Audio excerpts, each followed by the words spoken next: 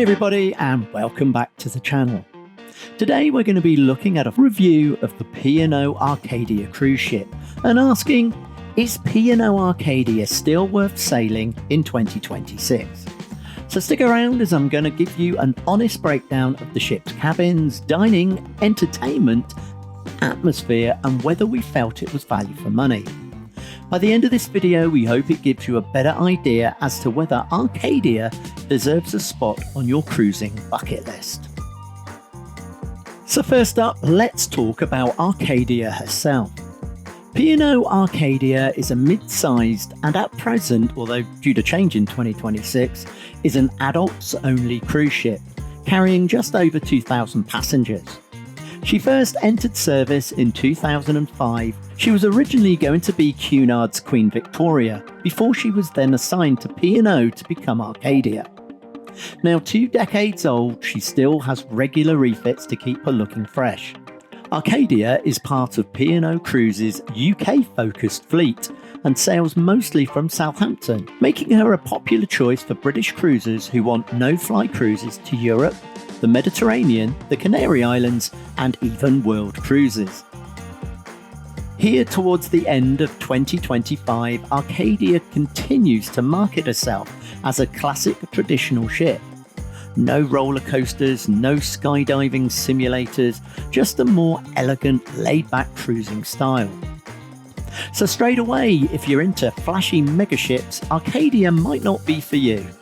But if you prefer relaxation, sophistication, and a more intimate experience, she's definitely worth considering.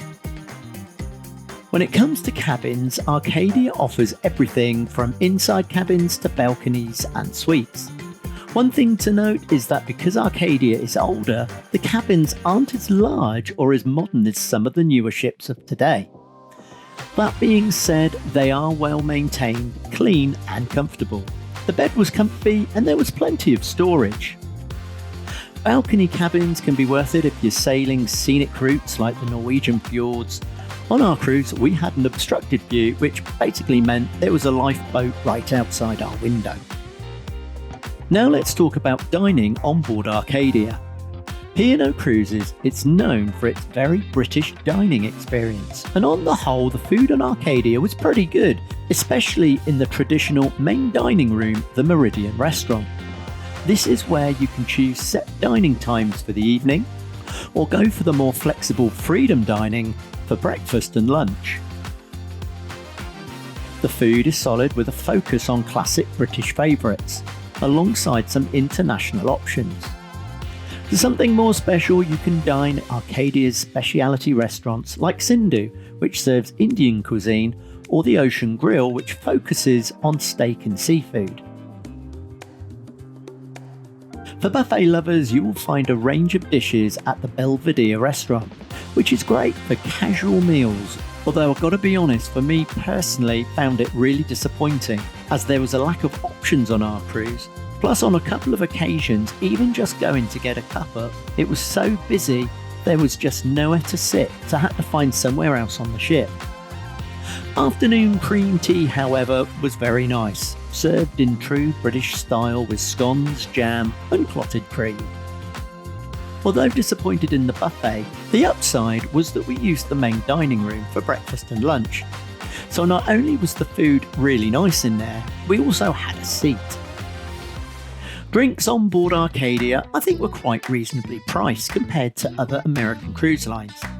And you don't need to worry about automatic gratuities being added, which was another perk for UK cruisers. Now Arcadia may not have water parks or zip lines, but on the whole her entertainment was, well, pretty good.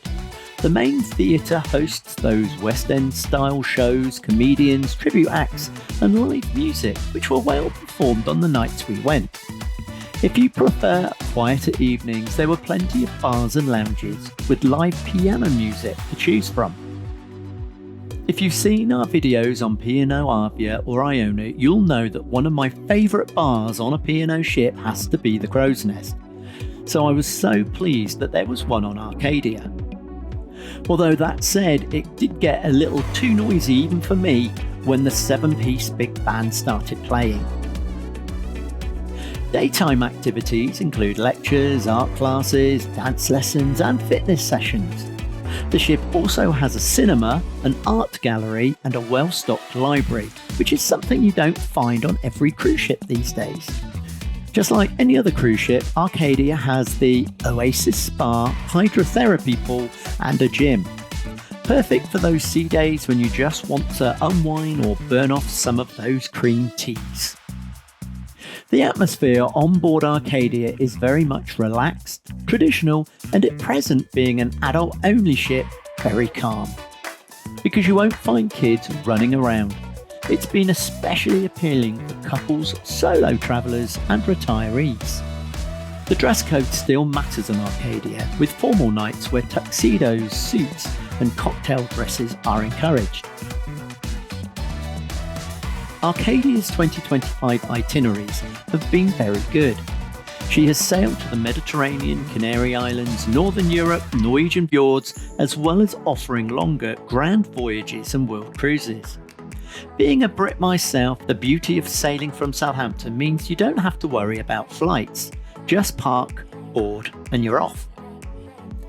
One of Arcadia's biggest selling points is her value for money.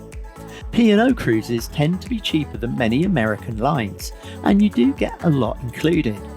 No surprise service charges, reasonable drinks prices, and free casual dining options. At the moment and at the time of making this video, Arcadia is still an adults-only cruise ship. However, P&O are opening up the bookings to families for certain cruises from 2026. Personally, I think it's a shame, as it will take away a lot of the charm of the ship, but I'm sure P&O have their reasons. So is P&O Arcadia still worth sailing in 2026? Well, as an adults-only cruise, the answer is yes, but only if you're looking for a more traditional, relaxed adults-only cruise experience with good itineraries and good value. She may not have all the bells and whistles of the newest ships, but Arcadia at present has a loyal following and continues to deliver a classic cruising experience. If you found this video helpful, don't forget to like, comment and subscribe for more cruise videos. Let me know in the comments, would you sail Arcadia in 2026 or do you prefer the newer mega ships? So until next time, happy cruising.